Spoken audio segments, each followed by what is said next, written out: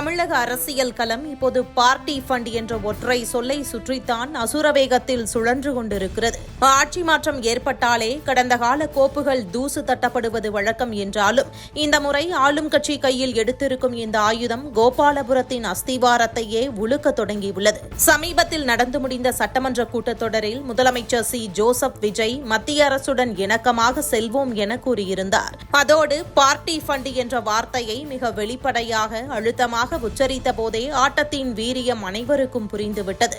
டாஸ்மாக் கடைகளில் பெட்டிக்கு இவ்வளவு என்று நிர்ணயம் செய்யப்பட்டு வசூலிக்கப்பட்ட தொகை மின்சாரத்துறையில் எந்தவொரு திட்டமாக இருந்தாலும் கேட்கப்பட்ட 30 முதல் 35% கமிஷன், பணிமாறுதல் முதல் புதிய பணி நியமனங்கள் வரை நீடித்த வசூல் வேட்டை என அடுக்கடுக்கான புகார்கள் இப்போது பூதாகரமாக கிளம்பியுள்ளன. எல்லாவற்றிற்கும் மேலாக சுமார் 5000 ஏழை இளைஞர்களிடம் கேங்மேன் பணிக்காக பணம் வாங்கிக் கொண்டு இன்று வரை அவர்களுக்கு பணி நியமன ஆணை வழங்காமல் ஏமாற்றியிருப்பதாக அரசு தரப்பு முன்வைக்கும் குற்றச்சாட்டு சாமானிய மக்கள் மத்தியிலும் திமுகவிற்கு எதிரான ஒரு பெரிய அதிருப்தி அலையை உருவாக்கியுள்ளது. பாதிக்கப்பட்டவர்கள் ஆதாரங்களுடன் வந்தால் சட்டப்பூர்வ இரும்புக்கரம் பாயும் என்று அரசு அறிவித்துள்ளதால் லஞ்ச ஒழிப்புத்துறையின் வாசலில் புகார்கள் குவிய தொடங்கியுள்ளன. ஆனால் இதெல்லாம் வெறும் ஆரம்பம்தான்.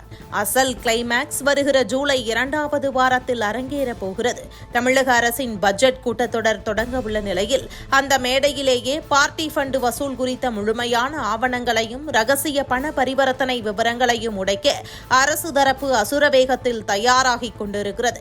இதற்காக மத்திய மாநில புலனாய்வு அமைப்புகள் கைகோர்த்து அனைத்து துறைகளிலும் நடந்த மறைமுக பண பரிவர்த்தனைகளை துல்லியமாக திரட்டி வருகின்றன. மாநில அரசின் லஞ்ச ஒழிப்புத்துறை வழக்குகளை பதிவு செய்து FIR போடும் அடுத்த கணமே அமலாக்கத்துறை தனது வேட்டையை தொடங்க காத்துக் கொண்டிருக்கிறது.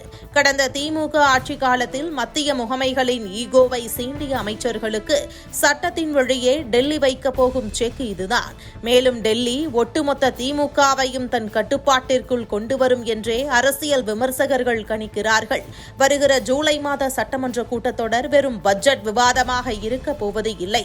அது தமிழக அரசியலின் அடுத்த கட்ட திசையை தீர்மானிக்கும் ஒரு அக்னி பரீட்சையாக இருக்கப் போகிறது என்பதில் சந்தேகம் இல்லை.